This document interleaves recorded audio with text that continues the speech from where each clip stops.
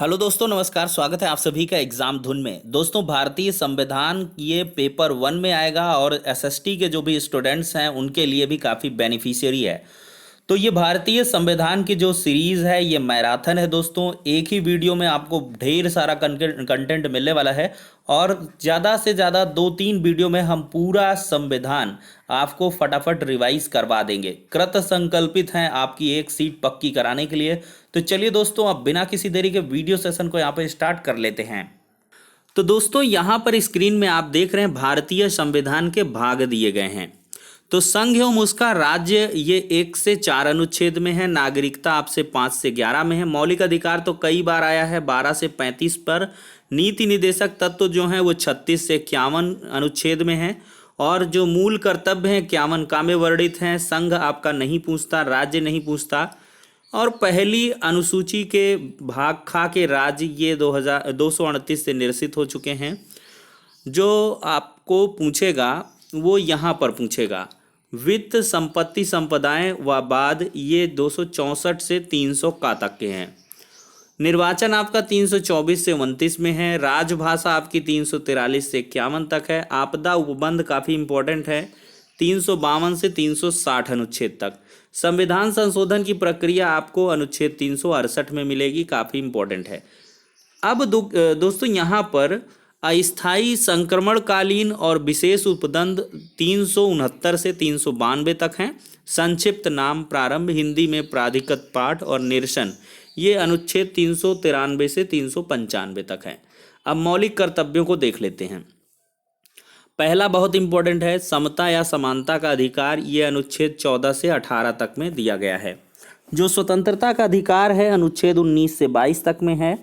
शोषण के विरुद्ध अधिकार है 23 और 24 अनुच्छेद में है। धार्मिक स्वतंत्रता का अधिकार अनुच्छेद 25 से 28 तक है। संस्कृत और शिक्षा संबंधी अधिकार 29 और 30 में है। संवैधानिक उपचारों का अधिकार काफ़ी इंपॉर्टेंट है, अनुच्छेद 32 में है और ये कई बार पूछा गया है।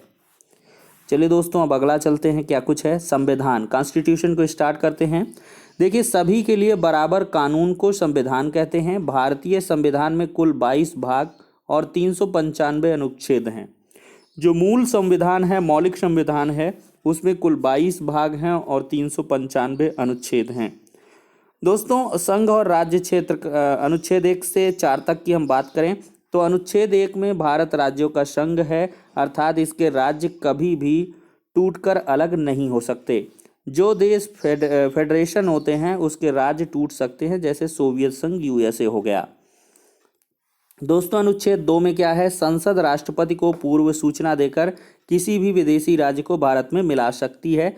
16 मई 1975 के सिक्किम का भारत में विलय हुआ। और अनुच्छेद 3 में क्या है कि संसद राष्ट्रपति को पूर्व सूचना देकर वर्तमान किसी भी राज्य के नाम और सीमा को बदल सकती है, जैसे बिहार से झारखंड, उड़ीसा से ओडिशा। अब दोस्तों, अनुच्छेद 4 की बात करें तो अनुच्छेद 2 और 3 में किया गया संशोधन अनुच्छेद 368 के बाहर रखा गया है, अर्थात इस संशोधन को राष्ट्रपति नहीं रोक सकते हैं। भारतीय राज्यों का इतिहास देख लीजिए। जम्मू कश्मीर का ये इंपॉर्टेंट नहीं, जूनागढ़, हैदराबाद, इनको हम हटाएंगे। नागरिकता पर हम चर्चा करेंगे। दोस्तों, नागरिकता क्या है, कोई भी देश अपने मौलिक निवासियों, मूल निवासियों को कुछ विशेष अधिकार देता है और इन अधिकारों को ही नागरिकता कहा जाता है। भारत में इकहरी नागरिकता है, इंपॉर्टेंट पॉइंट है, अर्थात हम केवल देश के नागरिक हैं और राज्यों के नागरिक नहीं बल्कि निवासी हैं। भारत में नागरिकता ब्रिटेन से लिया गया है। जो भारत की नागरिकता है वो ब्रिटेन के संविधान से प्रेरित है। भारत की नागरिकता 1950 के अधिनियम पर आधारित है और नागरिकता में पहली बार संशोधन 1986 में किया गया, इंपॉर्टेंट पॉइंट है। नागरिक होने के लिए पैन कार्ड, आधार कार्ड दिया जाता है और गैर नागरिक को यह सुविधा उपलब्ध नहीं है। दोस्तों, नागरिकता की चर्चा भाग 2 में अनुच्छेद 5 से 11 तक है। अनुच्छेद 5 में क्या है कि संविधान के प्रारंभ में दी गई नागरिकता, अर्थात जब संविधान बना तो उस समय सभी लोगों को नागरिकता दी गई जो उस समय भारत के अंदर थे। अनुच्छेद 6 में क्या है, पाकिस्तान से भारत में आने वाले लोगों को नागरिकता, किंतु यही वह संविधान बनने के बाद आएंगे तो नागरिकता नहीं मिलेगी। अनुच्छेद 7 में क्या रहा कि संविधान के बाद भारत से पाकिस्तान चले गए ऐसे व्यक्ति जो संविधान बनने से पहले लौट आए उन्हें नागरिकता दे दी जाएगी। और अनुच्छेद 8 में क्या रहा कि विदेशी भ्रमण और नौकरी करने पर भारत की नागरिकता समाप्त नहीं होगी। ये पॉइंट भले हैं लेकिन प्रश्न बनेंगे। प्रश्न ऐसे पूछेगा, क्या विदेश भ्रमण करने या विदेश में नौकरी करने पर भारत की नागरिकता समाप्त हो सकती है या नहीं, या 4 विकल्प दे देगा और इनमें से कौन 2 सही हैं 3 सही हैं ये कर देगा। विदेशी नागरिकता लेने पर भारत की नागरिकता स्वतः समाप्त हो जाएगी। इंपॉर्टेंट पॉइंट है। अनुच्छेद 9 में है। अनुच्छेद 10 में है, भारतीयों की नागरिकता बनी रहेगी तब तक जब तक कि वह कोई देश विरोधी कार्य नहीं करते। दोस्तों, नागरिकता संबंधी कानून संसद बनाती है, यह जिम्मेदारी गृह मंत्रालय को दी गई है। नागरिकता भारत में 5 विधियों से प्राप्त होगी। जन्म के आधार पर विदेश में जन्म लेने वाले बच्चे को भी नागरिकता दी जाएगी यदि उसके माता पिता या दोनों में से कोई एक भारत का नागरिक हो, जैसे शिखर धवन को मिली हुई है। किसी विदेशी राज्य को भारत को मिला लेने पर वहां के लोगों को नागरिकता दे दी जाएगी। सिक्किम का भारत में विलय होने के बाद वहां के निवासी को दी गई नागरिकता बांग्लादेश के 24 परगना जिले को नागरिकता जैसे दी गई। पंजीकरण, देखिए, इस विधि द्वारा नागरिकता प्राप्त करने के लिए व्यक्ति को 5 साल लगातार भारत में रहना होगा। इस विधि द्वारा राष्ट्रमंडल देशों को नागरिकता दी जाती है। देशीकरण, वैसा व्यक्ति जो भारत के किसी एक भाषा को ही जानता हो, भारत के प्रति सकारात्मक सोच रखता हो, वैज्ञानिक या कला में निपुण हो और लगातार भारत में 10 साल तक रहा हो तो उसको मिलेगी। देखिए दोस्तों, देश विरोधी काम करने या पागल हो जाने या दूसरे राष्ट्र के प्रभाव में आ जाने पर गृह मंत्रालय द्वारा नागरिकता समाप्त की जा सकती है। वीजा क्या है? किसी दूसरे देश में जाने के लिए अनुमति की आवश्यकता होती है, इस अनुमति को ही वीजा कहते हैं। बिना वीजा किसी दूसरे देश में प्रवेश नहीं कर सकते। पासपोर्ट क्या है? अपने देश को छोड़कर दूसरे देश में जाने के लिए खुद अपने देश से अनुमति लेनी पड़ती है, जिसको पासपोर्ट कहते हैं। ठीक है, अब मूल अधिकार आते हैं। फंडामेंटल राइट्स अनुच्छेद 12 से 35 तक हैं। देखिए, मूल अधिकारों को नैसर्गिक अधिकार भी कहते हैं। इंपॉर्टेंट पॉइंट है, क्योंकि ये जन्म के बाद मिल जाते हैं। मूल अधिकार को मैग्ना कार्टा कहते हैं और यूएसए के संविधान से लिए गए हैं। काफ़ी इंपॉर्टेंट पॉइंट यहाँ पर बता दिए गए। अब दोस्तों, अनुच्छेद 12 में मूल अधिकार की परिभाषा दी गई है। अनुच्छेद 13 में, यदि हमारे मूल अधिकार किसी दूसरे मूल अधिकार को प्रभावित करें तो हमारे मूल अधिकार पर रोक लगाया जा सकता है, इसको अल्पीकरण कहते हैं। समता या समानता का अधिकार, देखिए, अनुच्छेद 14, विधि के समक्ष समानता अर्थात कानून के सामने सब समान हैं। यह व्यवस्था ब्रिटेन से ली गई है, जबकि कानून के समान संरक्षण की व्यवस्था अमेरिका से ले ली गई है। अनुच्छेद 15, जाति, धर्म, लिंग, जन्म स्थान के आधार पर सार्वजनिक स्थान, सरकारी स्थान पर भेदभाव नहीं किया जाएगा, अनुच्छेद 15 कहता है। और अनुच्छेद 16 क्या कहता है? इंपॉर्टेंट है, लोक निर्वाचन, सरकारी नौकरियों की समानता, इनमें पिछड़े वर्ग के कुछ समय आरक्षण की चर्चा है। अस्पृश्यता का अंत, ये अनुच्छेद 17 में है। उपाधियों का अंत, ये अनुच्छेद 18 में है। स्वतंत्रता का अधिकार अनुच्छेद 19 से 22 में है। देखिए, 19 का जो है ये काफ़ी इंपॉर्टेंट है। अभिव्यक्ति की स्वतंत्रता, बोलने की स्वतंत्रता, झंडा लहराने, पुतला जलाने और आरटीआई और प्रेस की स्वतंत्रता है, अनुच्छेद 19 का में 19 फर्स्ट में। बिना हथियार सभा करने की स्वतंत्रता है। संगठन बनाने की स्वतंत्रता है। बिना रोक टोक चारों ओर घूमने की स्वतंत्रता है। भारत में किसी क्षेत्र में बसने की स्वतंत्रता है। संपत्ति का अधिकार, अब यह मूल अधिकार नहीं रहा बल्कि कानूनी अधिकार हो गया है। और ये काफ़ी इंपॉर्टेंट पॉइंट है दोस्तों, सैकड़ों बार पूछा गया है कि संपत्ति के अधिकार को 44वें संविधान संशोधन द्वारा 1978 में मौलिक अधिकार से हटा दिया गया। अब इसे अनुच्छेद 300 का के तहत कानूनी अधिकार में रखा गया है। तो पूछता है, किस संविधान संशोधन के द्वारा कब मौलिक अधिकार को मूल अधिकारों की सूची से हटा दिया गया है? संपत्ति के अधिकार को। तो अनुच्छेद के ये संविधान संशोधन 44वें के अंतर्गत जो 1978 में हुआ, अब इसको संपत्ति के अधिकार को मौलिक अधिकार से हटा के कानूनी अधिकार बनाया गया है और इसको रख दिया गया है अनुच्छेद 300 का में। और दोस्तों, अनुच्छेद 20 की बात करें तो 3 प्रकार की स्वतंत्रता दी गई है। एक गलती की एक सज़ा मिलेगी, ये नहीं कि एक गलती की 50 सज़ा मिल जाए। सज़ा उस समय के कानून के आधार पर दी जाएगी, ना कि पहले या बाद के कानून के आधार पर। सज़ा के बाद भी कैदी को संरक्षण दिया जाता है। अनुच्छेद 20 के अनुसार जब तक किसी व्यक्ति को न्यायालय दोषी करार नहीं कर देती तब तक उसे अपराधी नहीं माना जाएगा। ठीक है।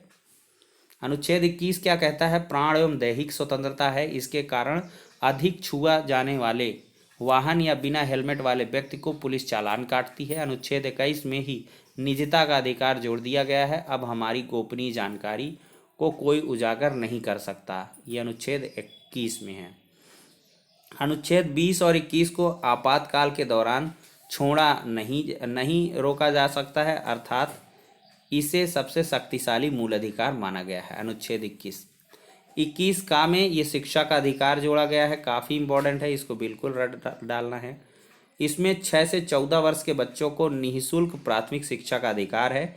इसे 86वां संशोधन 2002 द्वारा जोड़ा गया है। 86 कॉन्स्टिट्यूशनल जो अमेंडमेंट है 2002, उसके द्वारा शिक्षा का अधिकार जो है ये जो है मौलिक अधिकार बन गया है 21 का के अंतर्गत। और यहाँ पर दोस्तों अनुच्छेद 22 में 3 प्रकार की स्वतंत्रता दी गई हैं जो गिरफ्तारी से संरक्षण रक्षा करती हैं। व्यक्ति को गिरफ्तार करने से पहले वारंट कारण बताना होगा। 24 घंटे के अंदर उसे न्यायालय में सशरीर प्रस्तुत किया जाता है। इस 24 घंटे में यातायात व अवकाश का समय नहीं गिना जाता। गिरफ्तार व्यक्ति को अपने पसंद का वकील करने का अधिकार है। निवारक विरोध अधिनियम क्या है? प्रिवेंसिव डिटेंशन, देखिए इसकी चर्चा अनुच्छेद 22 के 4 में है और इसका उद्देश्य किसी व्यक्ति को सजा देना नहीं बल्कि अपराध करने से रोकना है। इस कानून के तहत पुलिस शक के आधार पर किसी भी व्यक्ति को बिना कारण बताए अधिकतम 3 महीने तक गिरफ्तार या नज़रबंद कर सकती है। नज़रबंदी में क्या होगा? किसी व्यक्ति को जब समाज से मिलने नहीं दिया जाता तो उसे नज़रबंद कहते हैं। नज़रबंद होटल, आवास या जेल कहीं भी हो सकता है। भारत में प्रमुख निवारक विरोध अधिनियम, देखिए निवारक विरोध अधिनियम 1950, मीसा भी है, maintenance of internal security act, इसे 1971 में भारत में लाया गया, किंतु इसका सर्वाधिक दुरुपयोग हुआ जिस कारण 1978 में इसको मीसा को बंद कर दिया गया। रासुका जिसको कहते हैं, रासुका लग गया उस पर, तो इसे 1980 में लाया गया। यह अब अभी तक लागू है रासुका, और यह वर्तमान में सबसे खतरनाक अधिनियम है और इसके तहत पुलिस एनकाउंटर कर सकती है रासुका के तहत। टाडा क्या है? टेररिस्ट एंड डिस्ट्रक्टिव एक्टिविटी, इसे 1985 में लाया गया और आतंकवादी के विरुद्ध इसे लगाया जाता है। दुरुपयोग होने के कारण 23 मई 1995 में इसको समाप्त किया जा चुका है। पोटा क्या है? प्रिवेंशन ऑफ टेररिस्ट एक्ट, यह भी आतंकवादी पर लगाया जाता है और इसे 2001 में प्रारंभ किया गया और 4 में समाप्त कर दिया गया। अब शोषण के विरुद्ध अधिकार देखते हैं, अनुच्छेद 23 और 24 में है। देखिए अनुच्छेद 23 क्या है? बलात् श्रम, जबरदस्ती श्रम तथा बेरोजगारी, बिना वेतन पर रोक लगाया गया, किंतु राष्ट्रीय सुरक्षा के मुद्दे पर बलात् श्रम या बेगारी कराया जा सकता है।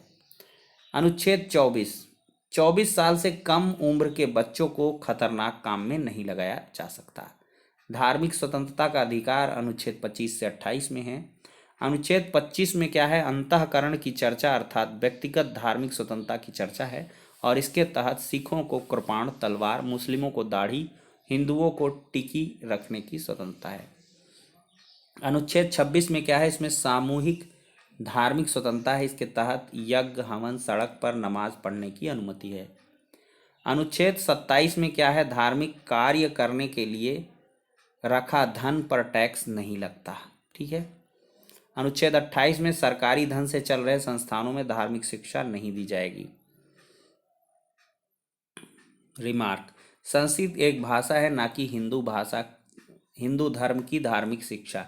इसी प्रकार उर्दू या अरबी एक भाषा है ना कि इस्लाम धर्म के लिए शिक्षा। अतः सरकारी मदरसा अनुच्छेद 28 का उल्लंघन नहीं है, ध्यान रखिएगा। संस्कृत एवं शिक्षा संबंधी अधिकार अनुच्छेद 29-30 में है, अल्पसंख्यकों से संबंधित हैं। अनुच्छेद 29 अल्पसंख्यकों के हितों का संरक्षण है। इसमें अल्पसंख्यक की रक्षा है और कहा गया है कि किसी भी अल्पसंख्यक को उसकी भाषा या संस्कृति के आधार पर किसी संस्था में प्रवेश से नहीं रोक सकते।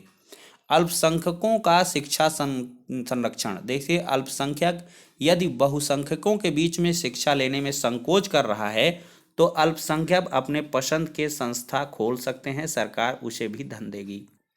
अनुच्छेद 31 देखते हैं, इसमें पैतृक संपत्ति की चर्चा है दोस्तों, जो मूल अधिकार था, किंतु 44वां संविधान संशोधन 1978 द्वारा इसको कानूनी अधिकार में बदल दिया गया है और अनुच्छेद 300 का में जोड़ दिया गया है। देखिए दोस्तों, अनुच्छेद 19(6) में अर्जित संपत्ति की चर्चा है, जबकि 31 में पैतृक संपत्ति की चर्चा है। ठीक है। मूल अधिकार को हम में से सरकार या जनता कोई नहीं छीन सकता जब तक कानूनी अधिकार को जनता नहीं छीन सकती, किंतु सरकार छीन सकती है। इसके लिए सरकार ने भूमि अधिग्रहण विधेयक लाया है।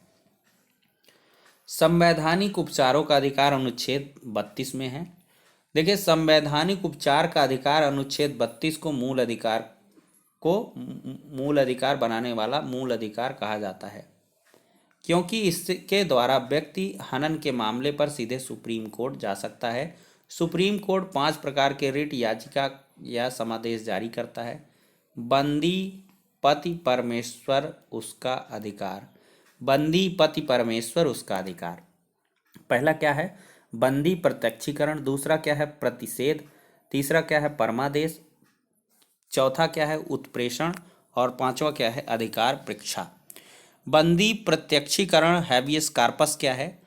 यह व्यक्तिगत स्वतंत्रता का सबसे बड़ा रिट है। यह बंदी बनाने वाले अधिकारी को यह आदेश देती है कि उसे 24 घंटे के भीतर सशरीर न्यायालय में प्रस्तुत करें। मैंडमस परमादेश क्या है? इसका अर्थ होता है कि हम आदेश देते हैं जब कोई सरकारी कर्मचारी अच्छे से काम नहीं करता तो उस पर यह जारी किया जाता है। अधिकार परीक्षा कोवैरेंटो क्या है? जब कोई व्यक्ति ऐसे कार्य को करने लगे जिसके लिए वह अधिकृत नहीं है तो उसे रोकने के लिए अधिकार परीक्षा आता है, कि मतलब किस अधिकार से तुम कर रहे हो।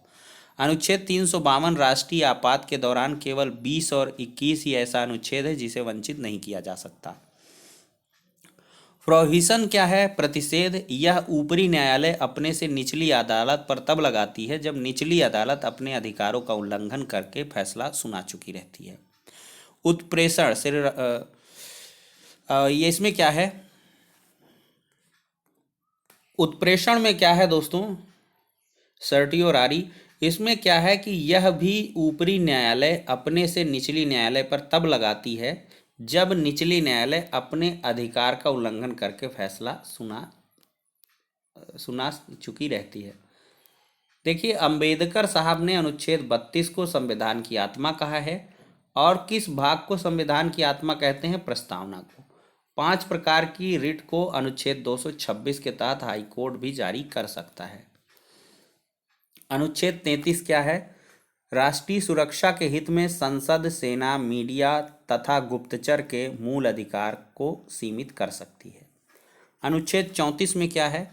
कि भारत के किसी भी क्षेत्र में सेना का कानून मार्शल लॉ लागू किया जा सकता है। सेना के न्यायालय को कोर्ट मार्शल कहते हैं। सबसे कठोर मार्शल लॉ AFSPA है।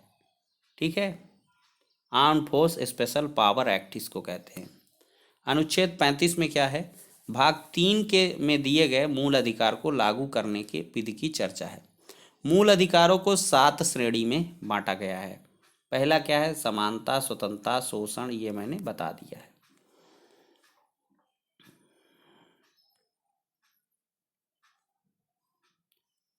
अब देखिए, अनुच्छेद 14, 20, 21 से 23, 24, 25, 28 भारतीय तथा विदेशी दोनों के लिए है। अनुच्छेद 15, 16, 19, 29, 30 केवल भारतीय लोगों को मिलता है। हड़ताल करना या चक्का जाम करना मौलिक अधिकार नहीं है, क्योंकि इससे अन्य व्यक्तियों के मूल अधिकारों का हनन होता है। स्थायी आवास अथवा अनिवार्य रोजगार मूल अधिकार नहीं है। वोट डालने का अधिकार राजनैतिक अधिकार है, मूल अधिकार नहीं है। मूल अधिकारों को कुछ समय के लिए राष्ट्रपति निलंबित कर सकते हैं। मूल अधिकार को स्थायी रूप से प्रतिबंधित संसद करती है। मूल अधिकार का रक्षक सुप्रीम कोर्ट और हाई कोर्ट को कहते हैं। सुप्रीम कोर्ट अनुच्छेद 32 के अंतर्गत और हाई कोर्ट अनुच्छेद 226 के अंतर्गत। अब दोस्तों, ये वीडियो लंबा हो रहा। नीति निदेशक तत्वों को हम अगले वीडियो में डिस्कस करेंगे।